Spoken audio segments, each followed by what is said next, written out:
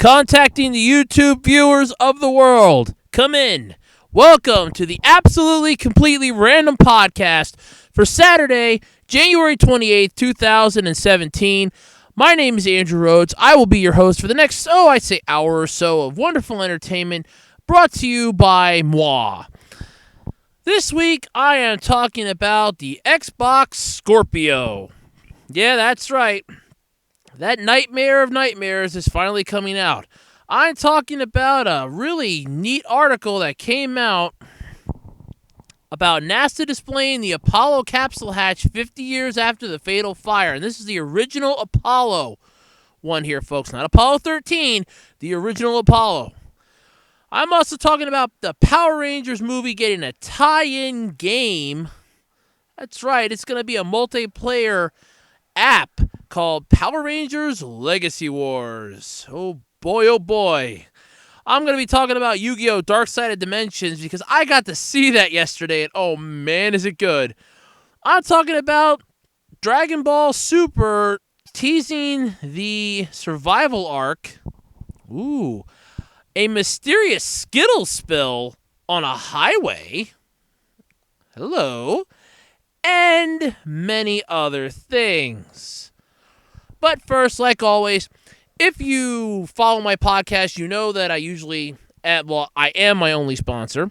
So if you're in the mood for trading cards, DVDs, video games, what have you, collectibles, oddities, whatever your heart desires, come swing by my eBay page and check me out. It's all lowercase ARHOADS-2012. You can also follow me on Twitter at Otaku Roads. So this week's been a lot of fun for me. Wholeheartedly, actually. I got 2 days off from work and I had to go in this morning. I got to go see the Yu-Gi-Oh! Movie, which I'm going to get to talk about that in a little bit. And all in all, it actually was a very stressless week. I mean, it was peaceful, it was calming, it was relaxing. I enjoyed it. How come I can't have more of those? So yeah. This week went by pretty quick. I know it's one of those, another week just got pissed by, and tomorrow's basically Sunday, so that's when everybody will be listening to this. But it wasn't bad, for me. I can safely say that. How was some of your weeks going? Was it peaceful? Was it relaxing? Let me know in the comments below how everybody's weekends were. So, let's segue into that then. The Yu-Gi-Oh! Dark Side of Dimensions movie hit theaters here in the U.S. On Friday, the 27th, which would have been yesterday. And oh my God, is it good. Way better than Pyramid of Light. A little better than Bonds Beyond Time. Oh God, was it good. I was like one of, I think, maybe 6 to 10 people in there. So there really wasn't a lot of people for the showing that I went to. I picked a good showing to go to because it was the first showing. So you knew that a lot of people weren't going to be in there. And I went down to the local little card shop at the mall. And, yep, there's where the people were waiting for the 3:45 showing. And I'm basically talking Yu-Gi-Oh! With them for a little bit before I realized, oh crap, I gotta get home. So that's how that went. But the movie itself, it was wonderful. Now, it does have its ups and downs, like any movie will. I mean, no movie is going to be flat out perfect. You're going to have those low points. You're going to have those high points. You're going to have those moments when you're just wondering why. Why, for the love of God, did they do this part? But it plays out really well in the entirety. The wholeness of the movie played out well with it. It was about, I'd say, about 2 hours long. It's like 2 hours and 10 minutes, I think they were saying. But I think it was like a little longer than that. I was getting sick and tired of the previews and the pre-show crap, because if I swear to God, if I see the trailer for Lego Batman one more time, I'm going to lose my mind. But it really wasn't that bad of a movie. Though the first good chunk of it was basically Kaiba stroking his ego. And I'm going to say spoilers here if you didn't see the movie yet. Heavy spoiler alert. Spoiler alert. Spoiler alert! Okay, there, I got that out. Uh, Basically, what's happening is that in the movie, Kaiba's trying to recreate the Millennium Puzzle because he wants to duel the Pharaoh again. And the Pharaoh, as many of you remember, has been sealed away in the depths of the tunnel after his final battle with Yugi, setting Yugi and himself on their separate paths. It was not bad. I enjoyed it a lot. I thought it was very well done, very wonderful. It's just everything about it was great. The story itself is basically taking place like any good anime story would, with high school coming to an end and our heroes deciding what they want to do with the rest of their lives. We find out Teia's going to become a dancer. She's studying abroad. Yugi's going to stay helping his grandfather out at the game shop and start making his own games.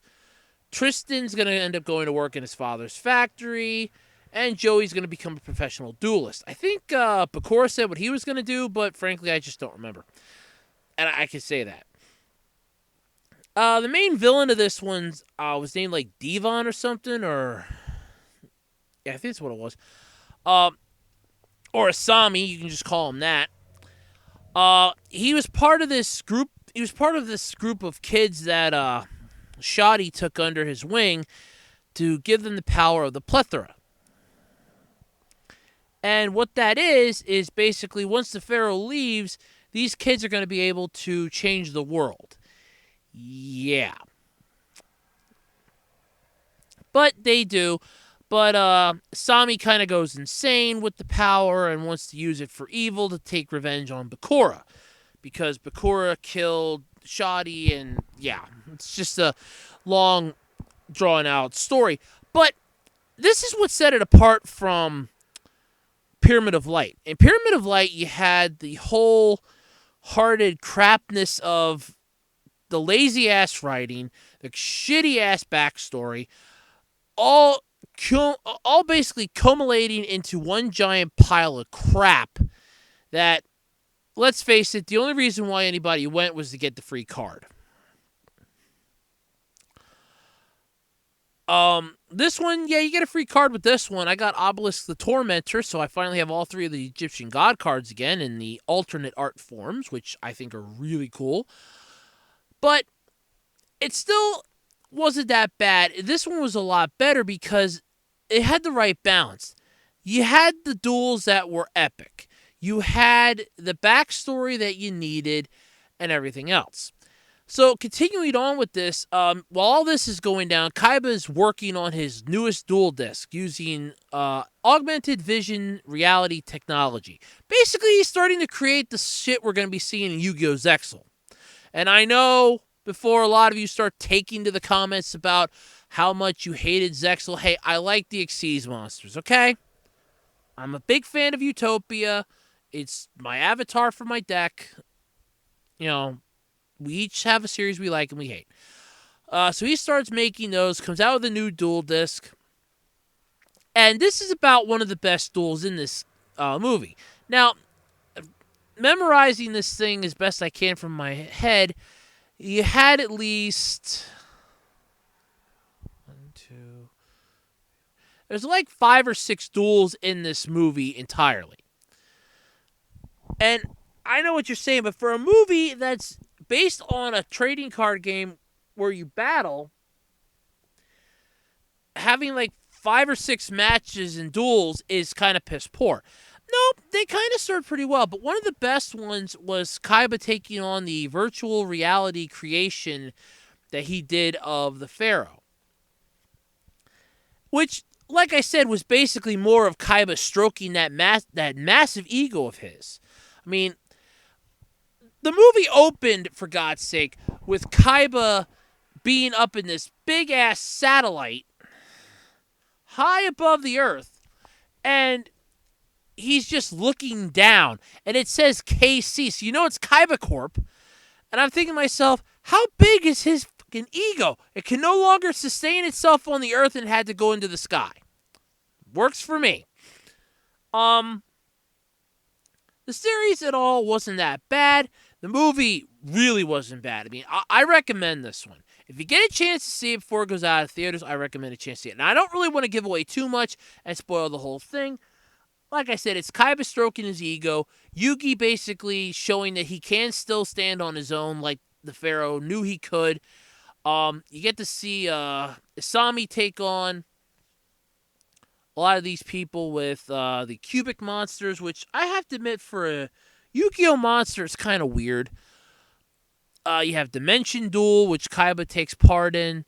You got the old school feel, nice new animation, very well done. Yugi stands up to Kaiba. And this is little Yugi at the one point actually stands up to Kaiba and makes an ass out of him in front of the entire arena when they're having this little tournament thing.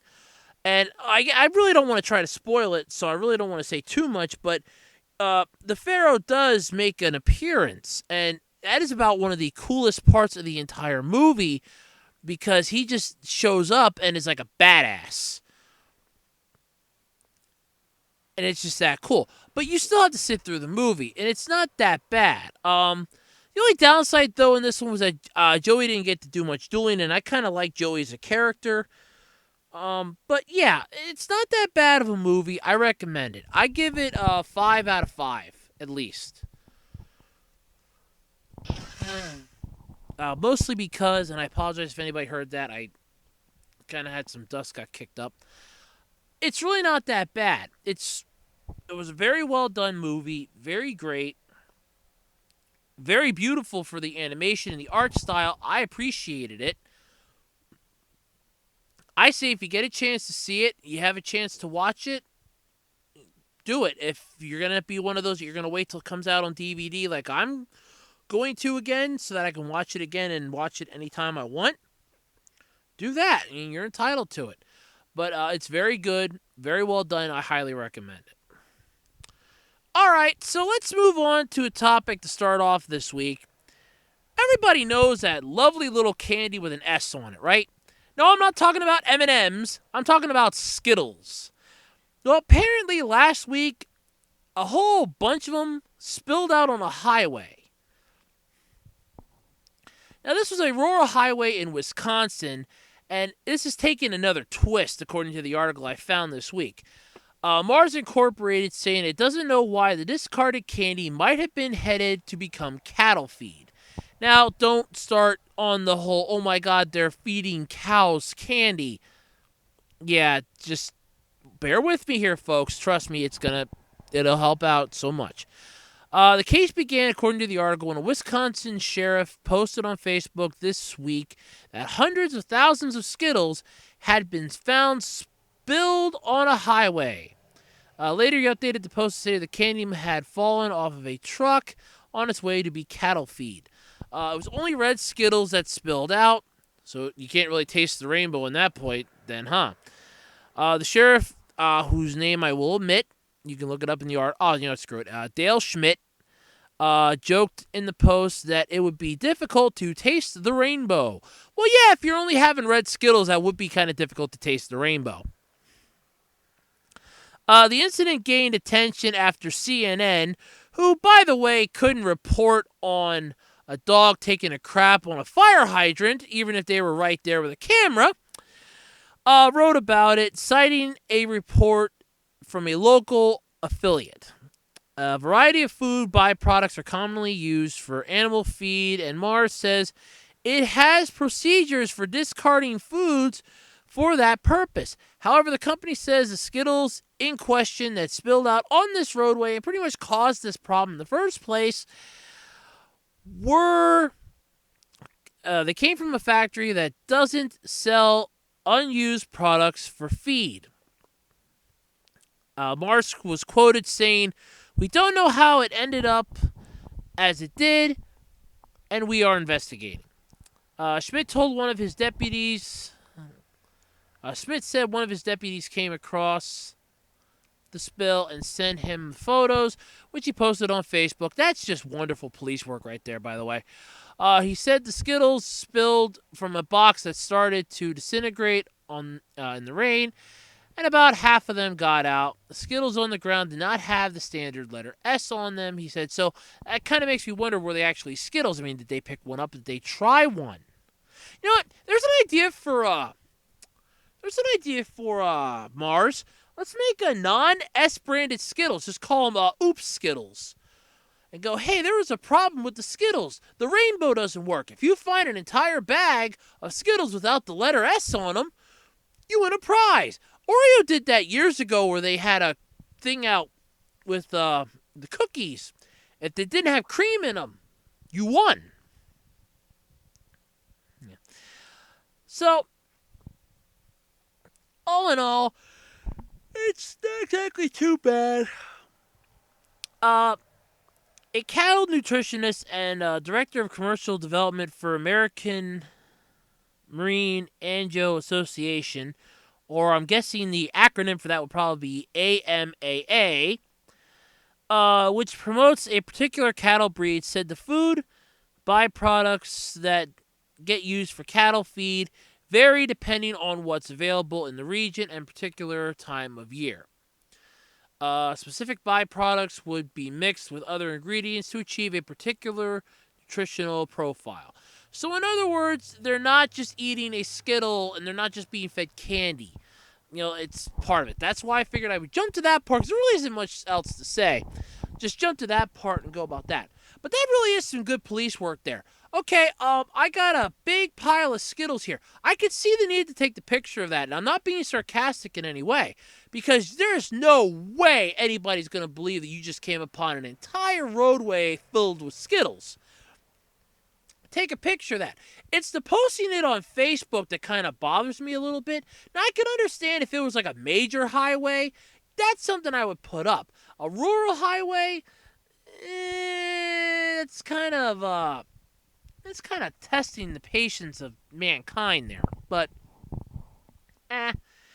So, all in all, if anything else comes up from this and I find out about it, you know I will bring it up for everyone to know. And let's move on to gaming news. Who out there likes the 3DS yet? Who out there likes the 3DS XL?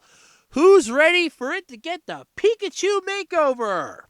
Well, if it's you, by the way, or if you answered yes to just any of those questions, well, then you're in luck. If you're still in the market for a 3DS, even after the official unveiling of the Nintendo Switch, which, by the way, I don't know if it's going to be good or bad, but I kind of have my downsides about this. Nintendo has just the thing for you, provided you're a Pikachu fan. Now, I am a Pikachu fan. Starting February 24th, the company will be releasing a new yellow version of the new Nintendo 3DS XL, featuring a crayon-like sketch of the most famous electric Pokemon on its cover. The cute 3DS variant has already been available in Japan for some time. It's a much less suitable way of showing your Poke fandom compared to the official Pokemon Sun and Moon branded 3DS from last year. And aside from new designs, the Pikachu 3DS is identical to other versions of the handheld, and it's available. When it'll be available, it'll be for $199.99. So basically, if you got $200 to drop, and you're a Pikachu fan, go get a 3DS XL. If I had the extra $200 plus tax, I probably would. I'm a huge Pikachu fan. Then again, I remember years ago coming across that yellow Nintendo DS, or the Nintendo DS Lite, I should say, that was Pikachu related, and the person on eBay did not want to sell it to me for less than what they had for it. It was kind of bugged me because they had it up as a, or best offer, but that's fine. To each their own. So what this basically means is, they're coming out and they're giving it the Pikachu treatment, which is a good thing. I'm a fan of that. Of course, Japan had it first. Nintendo knows who to give the good stuff to, and they know where it's going to come from. So, look forward to that. February 24th, it will be coming out. New yellow version of the iconic Nintendo 3DS XL. Look forward to it. There is pictures available online of it, I guarantee you. And oh yeah, it's pretty cool. So, and speaking of gaming news, let's scroll down here to near the bottom of my articles list because it's time to talk about everybody's favorite computer company turned gaming company, and this one's going to be a long segment, folks. I am talking about Xbox Project Scorpio. Yes, that's right, ladies and gentlemen. Project Scorpio is finally a go.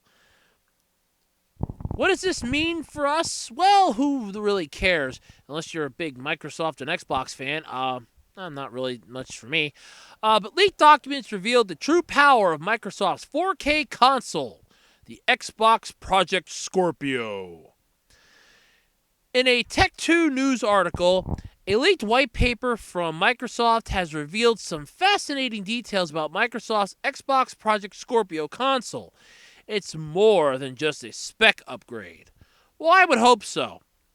Sony's PS4 Pro, a console made in response to AMD's upgraded architecture and the demand for 4K gaming, was something of a revolution in its own right. Really? Okay. We'll come back to that. It's the first console that got a refresh mid-cycle and the bump to 4K via a sort of hack checkerboard rendering lets Sony deliver on its promise of 4K gaming at a low price. Well, that's Sony for you. Microsoft has also been building its own mid-cycle refresh with the same motivation as Sony. Microsoft, however, has decided to one-up Sony with a console that's even more powerful and advanced. So we're finally getting the alien technology that they've been having in Area 51. And Microsoft must have had their hands on it the whole time. I knew Bill Gates was in cahoots with the aliens, folks. I had a feeling about that for years.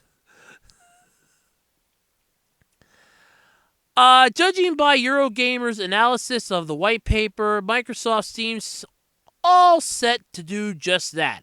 The only question is, at what cost? That's a pretty good question, taking that their Xbox One system, when it freaking came out, was like $500.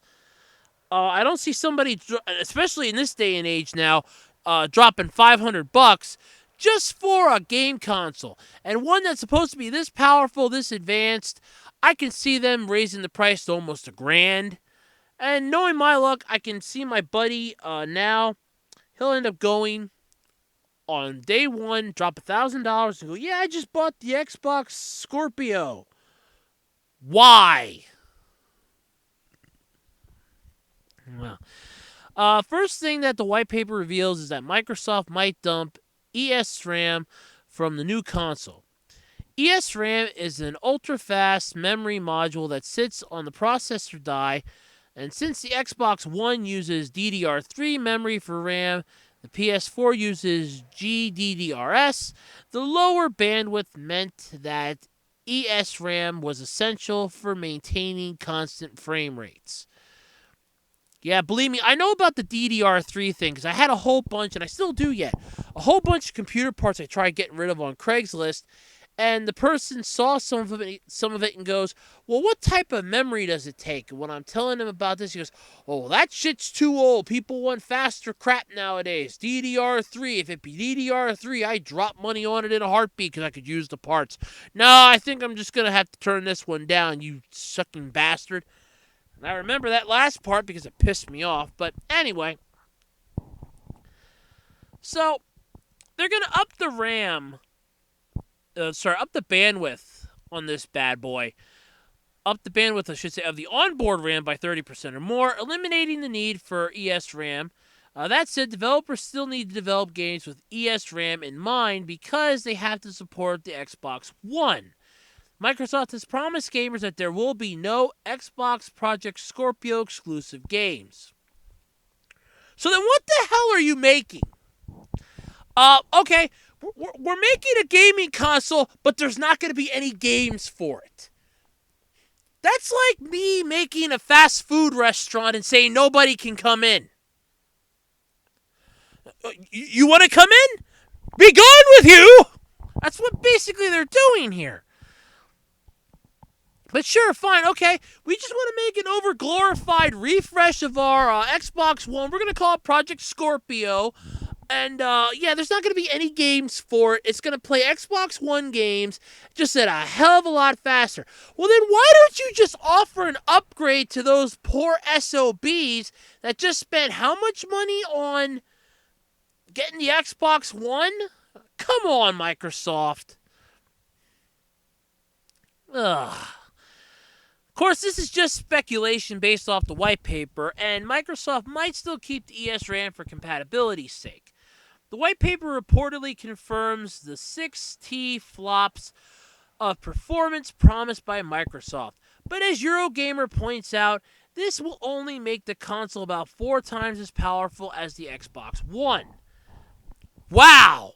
It's only going to be 4 times as powerful? Okay, so wait a minute. Let's go back here again. We're going to up the bandwidth on the onboard RAM by 30%. But yet, the console is only going to be 4 times as powerful as the Xbox One. It's only going to be 4 times as powerful as its predecessor. Something about this isn't adding up here, folks, but I don't know what it is yet. But sure, something's just not adding up right. Something's rotten in the state of Vegas, and something ain't right here. Something ain't cooking right.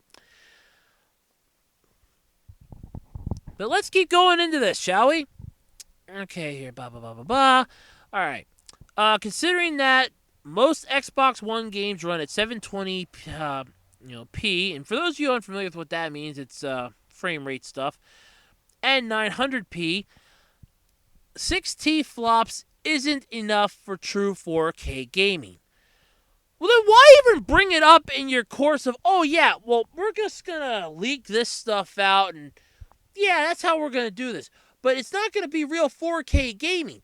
No, you want 4K gaming, you're going to have to wait until the Vulcans descend upon us and we have the mind chip or the mind brace that we can just put across our eye or put right around our foreheads or even just around our cranium, and it's projecting the game that we're able to play using our mind. There's your 4K gaming, folks. But all right, I'm just going to keep giving them the benefit of the doubt here. But another issue that was pointed out was that 60 hertz support. Yeah, here we go. Let me phrase that. Another issue that was pointed out was 60 hertz support. Even the PS4 Pro today can't hit that magical 60 frames per second mark consistently. The Xbox One is more powerful, but it's ultimately that it'll hit 60 hertz at higher than 1080p.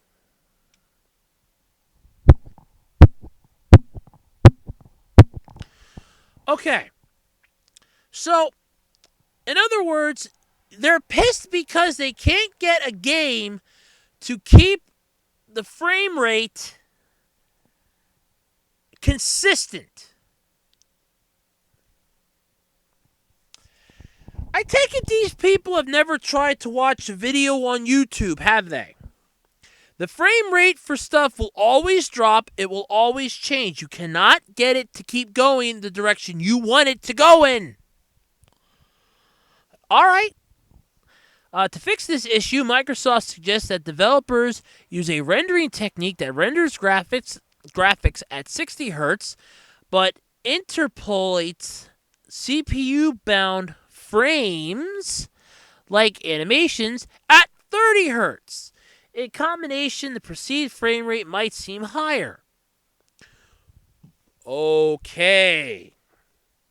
So now we're just going to start conning our customers. All right. The paper also apparently advocates hacks like the checkerboard rendering technique to boost perceived video game resolution. As many gamers will attest, Sony's implementation,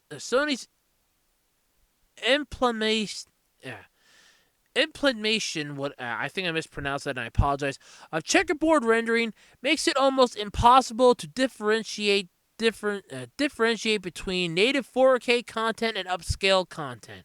At this point now, my head's starting to spin, and I don't know what the I'm talking about anymore. And I'm reading it and quoting the goddamn article. Other techniques include half-scale rendering, dynamic resolution, scaling, and more. By the looks of it, the Xbox Project Scorpio console appears to be a more powerful PS4 Pro and nothing more. The increased power will definitely give it an edge in terms of visuals and smoother in-game performance. As always, however, your choice of console will likely come down to the choice of games and features that suit your needs. Price will also be a factor because the new Xbox console will be more expensive than the PS4 Pro. No shit, Sherlocks! Really? Microsoft's pretty much going to be hoping they don't take a bath on this like they did with everything else they've ever pissed out. Let's remember the red rings of death for the 360. Let's remember Windows Vista. That came from Microsoft. Come on. Oh. So, here's my take on this. I think we've now officially hit the final nail in the coffin. Now, let's remember back years ago. So many years ago, back when Nintendo, Microsoft, and Sony were the three big boys on the block. You had the GameCube, you had the PS2, and you had the Xbox. Those were the three go-to systems. Ironically, I've owned at least one of each at this point. I still have an Xbox that I got from a friend of mine. I had a GameCube for the longest time, and I had at least 3 PS2s, all 3 of which burned out on me. Miserable bastard construction. So, let's be reasonable here with this, and I'm being honest on this. I think it's time to stop focusing on trying to one-up each other. Because let's remember how this whole thing worked. You had Nintendo came out with the GameCube, but even back before then, Nintendo had the N64, Sony had the PlayStation. Nintendo comes out with the GameCube, Sony comes out with the PlayStation 2, Microsoft goes, hey, what the hell, we're going to get in on this too, say hello to the Xbox. Fine. Then you have Nintendo comes out with the Wii and starts doing gangbusters, buku bucks at stores like you wouldn't believe. The shops can't keep them in. No video game store can keep them in. The department stores can't keep them in stock. And it's just completely craziness. Then you have Sony comes out with the PS3. Their idea of integrating technology from the Wii to this sort of reminds me of the movie Paycheck with Ben Affleck, which, by the way, is a good movie, and I recommend that if you ever get a chance to watch it or own a copy, or even rent it. It's a good movie. So, they came out with the PS Move, which was basically 2 little maracas or microphones that lit up and you could play like you were 3D-ing crap. And what was Microsoft's response to this? Well, by this point in time, we got the 360. What's their response to the whole you can use your body as a controller? Why, of course, Microsoft Kinect. Of course it is. Why would I be surprised? So we got the Kinect, we got the Move, we got the Wii. Now let's fast forward a year. We're going to come out with the Wii U, says Nintendo. Reggie, the miserable, lying SOB that he is sometimes, comes out on stage at the one E3 show and goes, this is the greatest console I have ever played. I think this is going to do very well. It's going to be like the Wii, but it's newer. And it tanks faster. It's sunk. Yeah, you know what? That's a better analogy. It's sunk faster than the Titanic. You have Sony coming out with... So now at this point, Sony and Microsoft are thinking, well, Nintendo's done. They got little handhelds. Yeah, Nintendo's done. Yeah, they got their Advance. They got their DS, the 3DS. Yeah, Nintendo's done. So they're figuring, okay, we're going to take each other out. Whereas in my opinion, Nintendo was just biding their time. They knew the Wii U was going to suck. They knew the Wii U was going to blow. So, all right, So now we get into the next level, and it's the PS3, and it's the PS4 versus the Xbox One. And they're still going at it. Now Nintendo's coming out with the Switch, Sony's coming out with the PS4 Pro, and you have Microsoft coming out with Project Scorpio. Let me give these three game companies one brilliant-ass idea. No, you don't even. I'm going to give you two brilliant ideas. You guys can pick which one you want, but just let it be known that I said it first. Why not, instead of fighting amongst each other, you know who your target market is. You are video game providers, for crying out loud. You make something that gives people entertainment. Why not pull your resources and make one kick-ass system? Make it so that it can play Nintendo games, Sony games, make it so that it can play, the Nintendo games, the PlayStation games, and the Xbox games. I don't know, call it Utopia or something. I don't know. Or even better yet, why don't the three individual companies just create something and go, no, we're not going to make something brand spanking new. Because we keep getting new video games like Cars keep coming out at this point. Why not each company just create a system that can play all the backwards compatibility stuff? Then see how fast you guys start making the money from hey, these ones were really popular.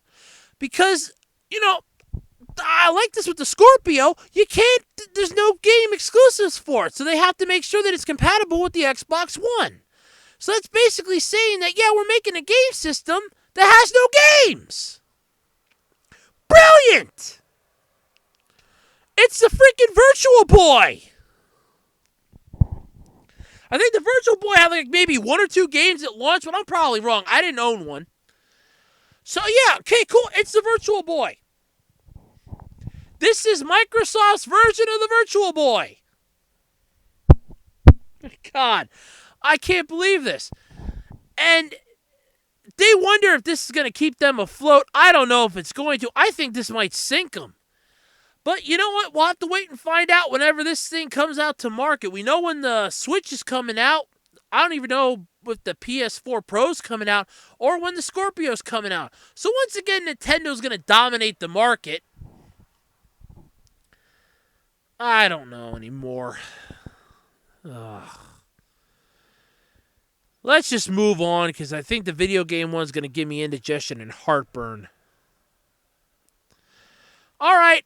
Everybody on here knows that I have bitched about this new Power Rangers movie like it is going out of style. I have done nothing but complain about it weeks on end. I have done a lot of complaining for it. Most of it is against it. I have done no good for this movie at all. I think this is going to be a splotch on an otherwise spotless record for a lot of those involved in it. Bryan Cranston, I can't say that you're already uninvolved or unblotched because you were part of that god-awful Godzilla movie. So there. But I'm not here to talk about the Power Rangers film. I'm here to talk about the Power Rangers film tie-in game. Yeah, that's right. Along with the Power Rangers movie reboot, which, by the way, is pissing me off every single day I think about it, the series is also going to be getting an iOS/Android game tie-in this March. Now, wait till you hear what this is called. Spoiler if you already listened to the opening of the podcast, Power Rangers Legacy Wars. And from the video trailer I saw of this, it looks like a ripoff of Marvel Contest of Champions. You're basically playing as Power Rangers and or villains from different seasons. Because I know I saw the Green Ranger from Mighty Morphin. I saw Goldar. I saw the Pink Ranger. I swear I saw the Samurai Ranger. I think I might have saw RPM. I think they have the new Ninja guys are probably going to be on. And they have the ones from the Power Rangers movie. So, The Rangers will be featured in game on both versions. Will be based on both on the version seen in the upcoming Power Rangers film. Yet I saw the original Mighty Morphin one. So, yeah, okay. Yes, you do get to play. Yeah, it's a fighting game that will feature Rangers and villains from the long-running TV series. The Rangers featured in-game will be based on the version seen in the upcoming film. But I call bullshit on that, like I was just saying, because I saw the Green Ranger from Mighty Morphin, Dragon Shield and all.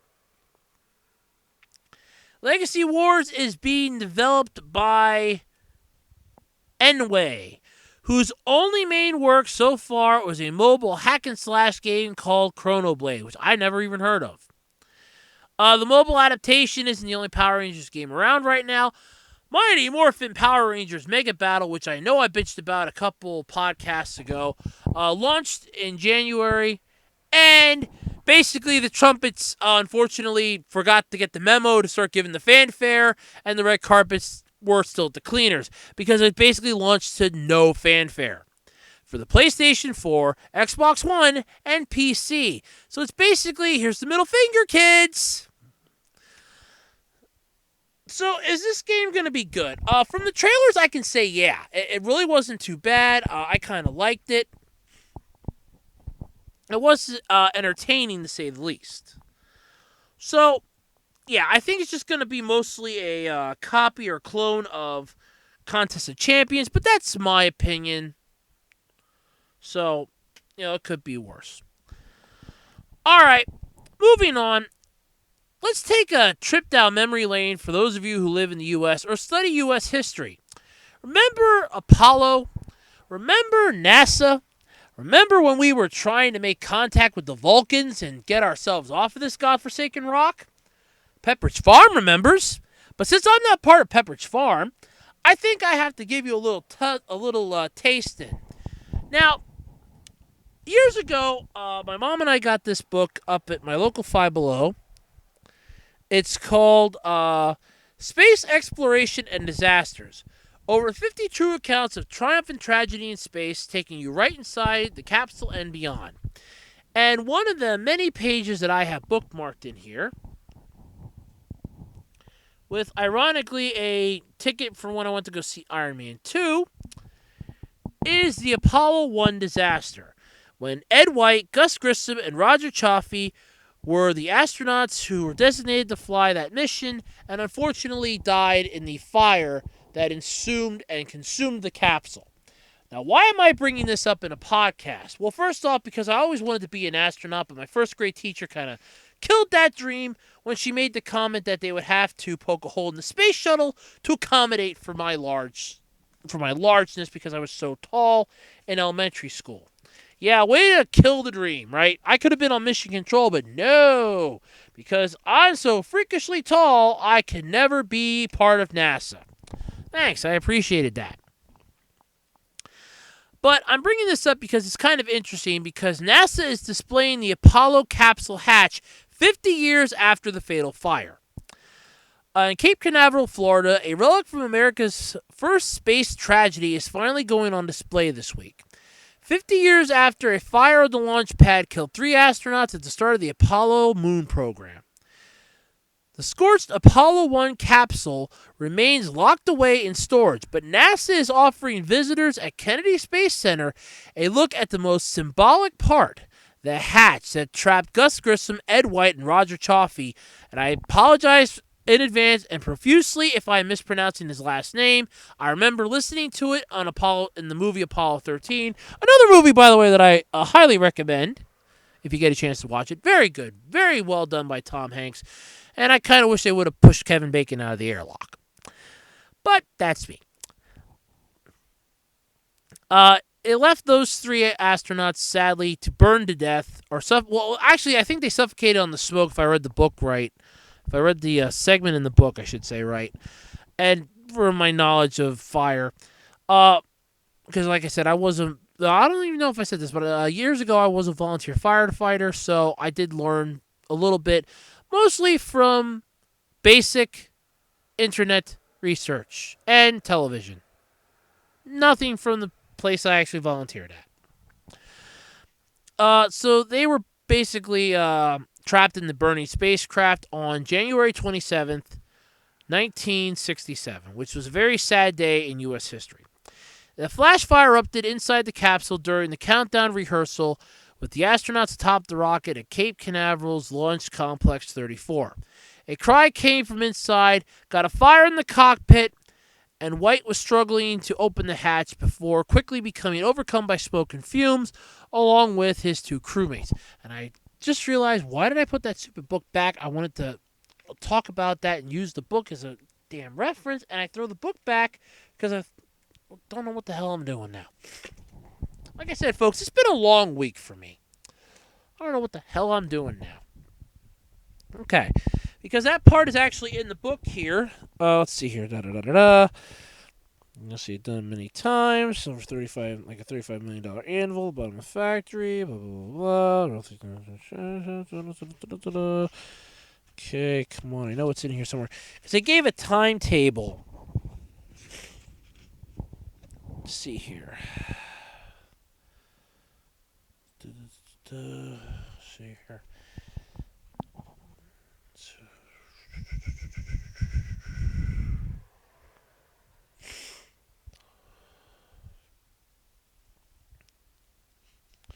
Okay, here we go. When Grissom first plugged, and I'm going to quote a section from the book that I mentioned earlier here. When Grissom first plugged his suit hose into the command module's oxygen supply, he reported a sour smell flowing into his helmet. The odor soon dissipated, and the environmental control team promised they'd look into it. At 6:20 Florida time, the countdown reached T-minus 10 minutes, and the dock was stopped temporarily while the engineers fiddled with the communications problem and a few other glitches. As in any real launch, the Entras 1 was being monitored at both the Cape and at the Manned Spacecraft Center in Houston. Let's see here. I know it comes through here.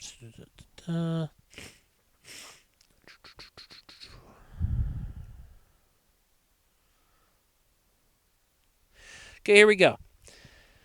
The first sign that something was amiss came moments before the clock was set to start running again. As if memory serves, didn't they have to stop the clock here? Yeah, here we go. Let's see here.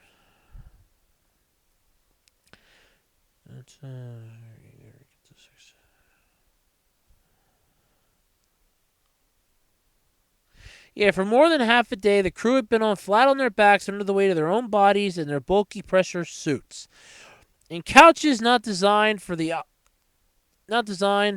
oppressive load of a 1G environment, but the friendly float of weightlessness in space. In a few more minutes, they could get the countdown rolling again, complete their simulated blast off, and then get those men out of there. But this was not to be, unfortunately, as the first sign something was amiss came at 6:31 p.m. when technicians watching the video monitor of the command module noticed a sudden movement through the hatch window. A shadow moving rapidly across the screen, and controllers accustomed to the deliberate movements of well-drilled crewmen prodding through a familiar countdown, snapped their heads to the screen. Anyone who didn't have a monitor directly in front of him or who was out on the scaffold like gantry surrounding the Apollo ship and its 224-foot booster would have noticed nothing. A moment later, a voice crackled down from the tip of the rocket. Fire in the spacecraft. It was Roger Chaffee, the rookie, calling out.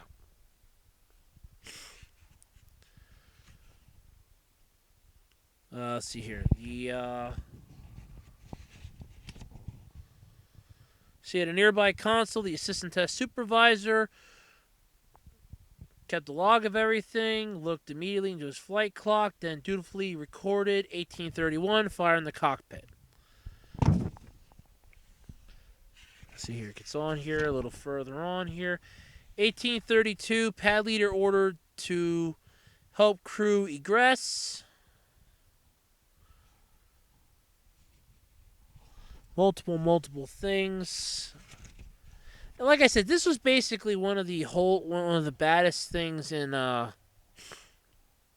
history of NASA, next to the Challenger and Columbia. But here we go. The firemen they eventually got firefighters in there to help out.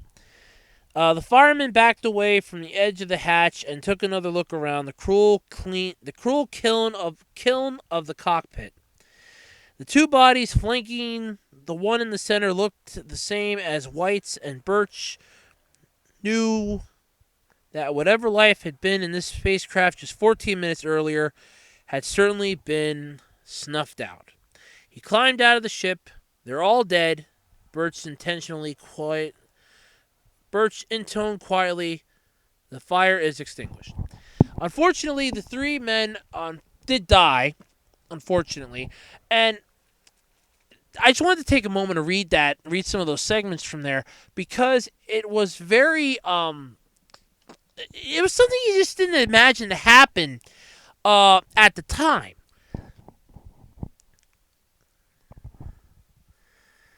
White struggled to open the hatch before quickly becoming overswum by the smoke and flames, or fumes, like I said, along with his two crewmates. It was over for them in seconds, and that's pretty much true. Investigators determined the most likely cause to be electrical arcing from a defective wire. The moon program was in jeopardy. NASA completely overhauled the Apollo spacecraft. And if anybody actually ever remembered Apollo 13, they know that they did a massive overhaul of it. They put a quick release hatch in. The Apollo system carried 24 men to the moon. 12 of them landed and walked on its surface. We remember the 3 that unfortunately didn't get to because they were trapped up there after an incident crippled their ship. But for the astronauts' families with this, Apollo 1 is finally getting its due. The tragedy has long been overshadowed by the 1986 Challenger and the 2003 Columbia accidents. Well, the Challenger was pretty much a disaster. The Columbia, I remember that because I was in middle school, just going into high school when that happened. And it was a Saturday morning, and I'm like, oh, I'm watching the shuttle come in. I'm like, oh, okay, smooth landing, it's done. Only for it to basically burn up and crumble apart in the atmosphere. And my mom yells, "Edie, are you watching this?" I'm like, "No, turn it back over, quick!"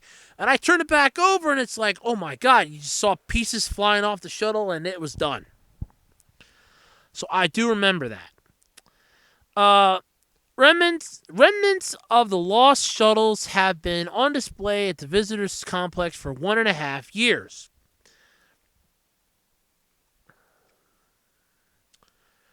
Chaffee's widow was quoted by saying, "I'm just so pleased that they finally decided to do something, visibly to honor the 3 guys. It's time that they show the 3 who died in the fire appreciation for the work that they did." And that's true. I really don't want to sound like a martyr on this, but if it wasn't for them dying, they would not have overhauled the spacecraft as they did, and they would not have had so many successes. And that's what unfortunately happens. You're going to have success on the way of, on the backs of failures. Yesterday was the 50th anniversary. The crew's families will help dedicate the new exhibit. So, yeah, that was yesterday. But it's still pretty much cool yet. It was a private tour for most of them, a private tour Wednesday marks the first time they'd seen any of the capsule. This is way, way, way long overdue, but we're excited about it, said Scott Grissom's older son. NASA was embarrassed about the fire, and that's why they pretty much kept it in the closet as long as they have, he was quoted saying.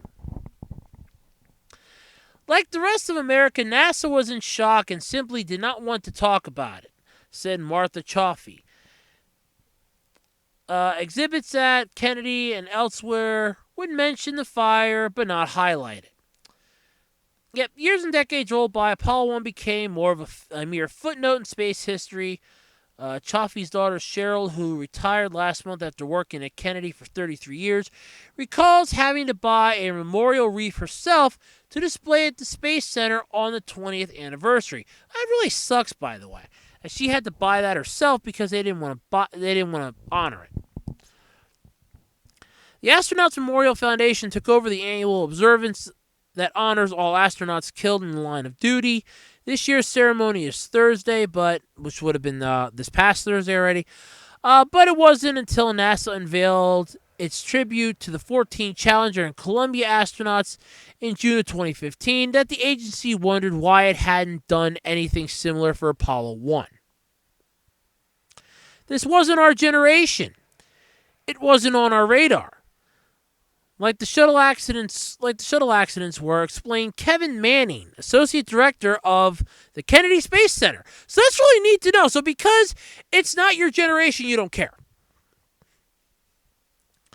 But they're determined to make things right. He and others at Kennedy began to work on the display. NASA consulted the 2 surviving widows and 6 children, explaining it wanted to honor the 3 men and their sacrifice and show how Apollo 1 ultimately paved the way to the moon, which is true.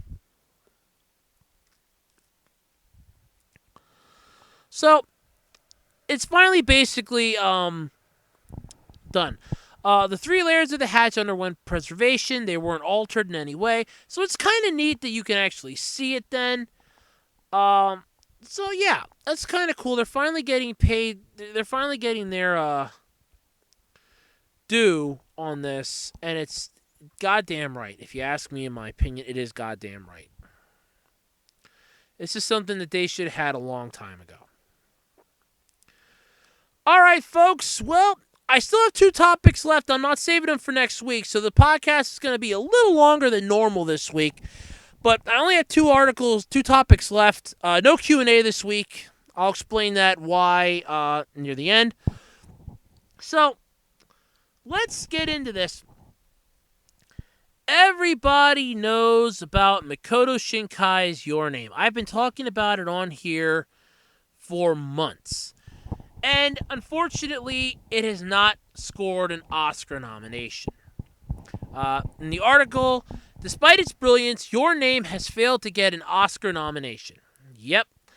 The hugely successful and beautifully animated film, Your Name, has been excluded from this year's Academy Awards nominations. The 5 nominees that have been announced in the category of Best Animated Feature are Kubo and the Two Strings, Mona, My Life as a Zucchini, The Red Turtle, and Zootopia. Now, I want to touch on this for a second. Why in the hell does a movie called My Life as a Zucchini? Really? This is a movie that is basically garnering billions of dollars while we, the U.S., are still waiting for the theatrical release in April. We haven't seen this yet. And it has made billions. And it got bumped out by at least a movie called My Life as a Zucchini. Okay. Considering that Hollywood has a very weird understanding of what animation is, to the extent that it is often referred to as a genre, I suppose I shouldn't be too surprised with this result, quotes the author of the article. But Your Name is years ahead of anything that we've ever seen in terms of animation, and the film has been hugely successful in both Japan as well as across Asia. The only thing I think that could have caused this oversight is that Your Name has yet to receive its Western release, as that is scheduled for this April. Yeah. Even then, this film deserved the nomination, so I'm somewhat stupefied that Your Name was snubbed like this. Yeah, you and me both. Here. Your Name will finally get its Western theatrical release on April 7th in the U.S. and Canada. It'll get its just due one day. It's better than Spirited Away, according to the article on here. It's got to be a top Spirited Away. So, it's not too bad. Yeah. It's just sad it's not going to get nominated. No chance for an Oscar, and that sucks. But Oh well. You know, it sucks. Alright. Dragon Ball Super anime is teasing the Universe Survival Saga. About goddamn time. I got to actually watch the trailer for this. And, oh yeah, by the way, we're finally getting our first ever female Super Saiyan. So, and I want to say this, and I was trying to figure out a way all week to say this nicely, but there really isn't any way to say this without coming off as an ass no matter how I say it. But now the feminists that have been bitching about, well, there's no good female leads other than Videl and Android 18, can now finally come off their high horse a little bit. And I don't mean that insensitively, I just mean that because I found a couple forum posts where I heard them bitching. Toei Animation began streaming a 15-second video preview for the arc, which is really going to be cool. It's called Universe Survival Saga. It shows clips of various action scenes in the new arc. Here's the description of the arc story from the anime site. According to an invitation that Goku gets, Zeno is starting a martial arts tournament between all the universes called Chikara no Takai. Tournament of Power is the translation of that. But it is the beginning of universal destruction. Something awaits the winners and losers of this tournament. What will become of this fierce team battle between each universe's elite warriors? The new arc will debut on February 5th. Kiyoshi Hakawa is performing the new opening theme song as well as the first anime tie-in song. Yeah, I'm not even about to try to pronounce that. But here we go. The visual for the arc shows who Universe 7's most powerful team is. We got Goku, we got Vegeta, Gohan's coming, Krillin's coming, Android 17, Android 18, Piccolo, Tien Shinhan, Master Roshi, and Majin Buu. Now I can understand Majin Buu, the two androids, Piccolo, Tien, Krillin, Gohan, Vegeta, and Goku. Why are we getting Master Roshi involved in this? You know what? Screw it. Let him in. Let him have his fun. Let him come into this one. It might be useful to him. It might be good. I did see the clip. It isn't that bad. Gohan's finally going to get some action scenes again. He's finally going to get some good parts in the story. Krillin's definitely be getting his fighting spirit back this week, which is really good. Master Roshi, though, I'm still kind of on the edge about. And I was always trying to figure out how Android 17 that came back, and I have to remember that Toriyama had a massive contingency when it came to I don't really know what I'm talking about sometimes. So there is that, but yeah, all in all, this isn't really too bad of a... It's not really too bad of a trailer for the new arc. And so far, nothing in Super has really disappointed me. The first two arcs were pretty much just reboots of the movie. Just padded out and filled out a little bit.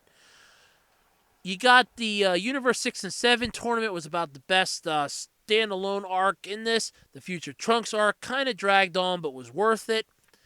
So all in all, it's not too bad, and I kind of liked it. So, yep, it's premiering on one more time. We're February 5th. There it is. It will be on February 5th of this year. So check that out. Get prepared to rock the dragon, I guess. In this case, let's just go Super Saiyan Blue and just start whooping some ass. All right, well, that's going to do it this week for the Absolutely Completely Random podcast. I'm sorry I went over the hour, but it was just really long. I did have one other article, but after reading it, it took up like a huge chunk of my article space and my thing, and I'm like, nope, I'm not touching this one. So, I guess all I have to say is my usual end of the show stuff here. Like always, if you'd like to sponsor my podcast, if you would like to take a chance on me anyway, shoot me an email at acrpodcast@gmail.com. Use the subject sponsor in the subject line.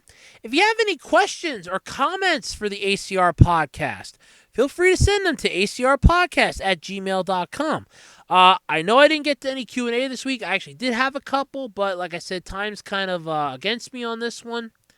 and I don't really want to have it go too long and then have people complaining. If you have any suggestions on ways I can improve the podcast, let me know at acrpodcast@gmail.com. If you just want to say hi, you know the email address. Let's do it again, like the Scruff McGruff song, acrpodcast@gmail.com. That's right, ladies and gentlemen. Let's do it again, acrpodcast@gmail.com. Yeah, you know what it is. If you want to say hi, if you want to say, hey, I like your thing, leave me some comments. And since I'm on YouTube, let's not forget this. You can also like and subscribe to you can subscribe to my channel to be up to date. Because keep in mind, I still have some Andrew review stuff that's coming down the pipeline. I might do some more Andrew and raps, and I got some few other projects that'll be coming out later this year. Ooh, there's some stuff to be looking forward to there, huh? So, without any further ado, I'm Andrew Rhodes. This has been the Absolutely Completely Random podcast for this week. Until next time, ladies and gentlemen, I say see you later and bye-bye. Have a good one, everybody, and I will catch you next time here on the Absolutely Completely Random podcast.